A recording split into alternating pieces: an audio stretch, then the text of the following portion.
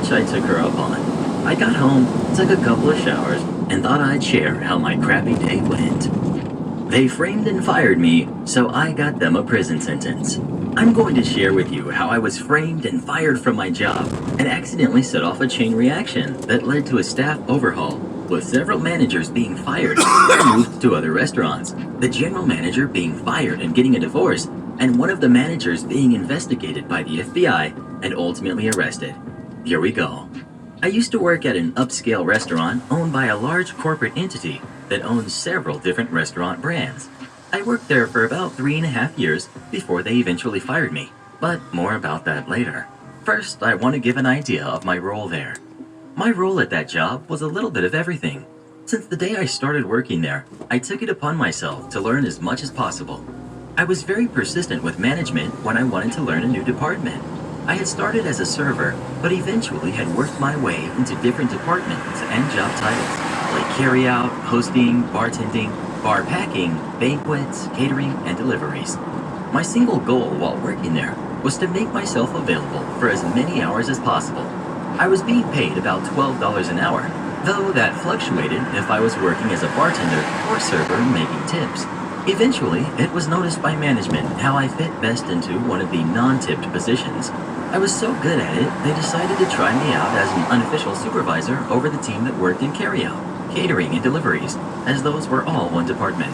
I knew this was going to ultimately mean a few less hours, since I would only be working one department, so I negotiated with management to increase my pay by about $1.50. Since I was taking on additional responsibilities, they were satisfied with the pay increase.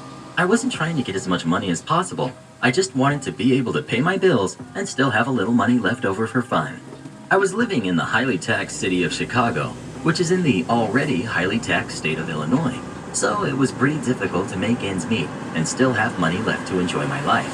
I am a person of simple pleasures, and I can enjoy things for long periods of time, so it didn't take much money to make me happy. A video game could hold my attention for several months, sometimes even years.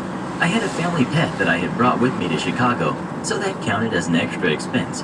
Not long after I started this position as the unofficial supervisor, I got a girlfriend, so I was also going out more often and spending money on her. With my position and some smart budgeting, I was able to afford all of this. The money wasn't an issue, but management had a high turnover rate, so the incoming managers often did not know what the department entailed or how important hours were to workers of these departments. Eventually, it was noted that our current general manager was going to be fired and replaced. The incoming general manager was supposed to be some rock star when it came to improving restaurants. We looked up his name and found him as the first search result on Google, but the entry wasn't some glowing review of his work ethic or of his impeccable ability to improve the way a restaurant runs. It was actually a mugshot and a police report filed for repeated abuse. This is important later. We'll call him Harvey.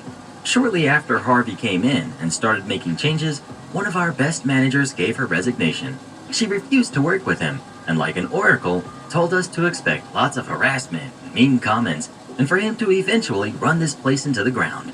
Not long after she left, our general manager began replacing our current managers with hand-picked people that he had worked with in the past. Eventually, all but one manager was replaced. That manager was the kitchen manager. We'll call him Fredo. Fredo had been there since I had started working there. He seemed to be something of a chameleon, as in his values and ethics seemed to change depending on who his boss was. Honestly,